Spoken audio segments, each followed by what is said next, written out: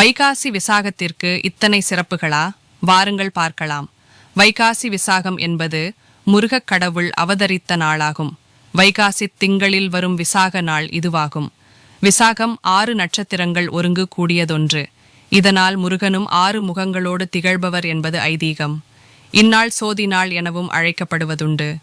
உயிர்களுக்கு நேரும் இன்னலை நீக்கும் பொருட்டு சிவன் 6 முகங்களாய்த் தோன்றி தம் திருவிளையாடலால் குழந்தையானது இந்நாளில்.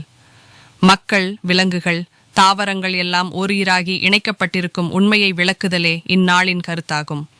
இதனால் சைவர்கள் இந்நாளில் நோன்பிருத்து கோவில்களில் சிறப்பாக கொண்டாடுவர். புத்த பெருமான் பிறந்ததும் ஞானம் பெற்றதும் இந்த வைகாசி விசாகத்திலேயே ஆகும். இந்நாளிலேயே நம்மாழ்வாரும் பிறந்தார்.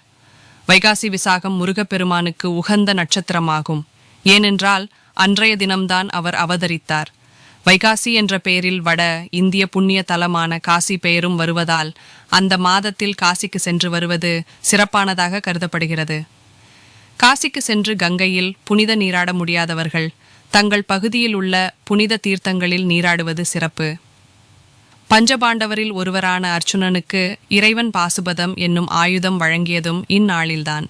இந்நாள் திருவேட்களம் என்னும் திருத்தலத்தில் பெரும் விழாவாக கொண்டாடப்படுகிறது.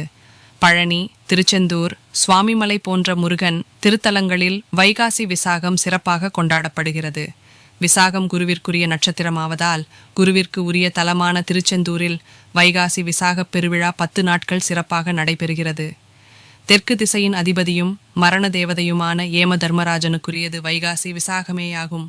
அன்று ஏம தர்மராஜனை வழிபடுவதால் நீண்ட ஆயுள் கிடைக்கும் என்பது நம்பிக்கை.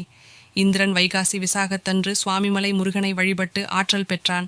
மேலும் பல்வேறு தகவல்களுக்கு நமது வேலும் மயிலும் துணை சேனலை சப்ஸ்கிரைப் பண்ணவும்.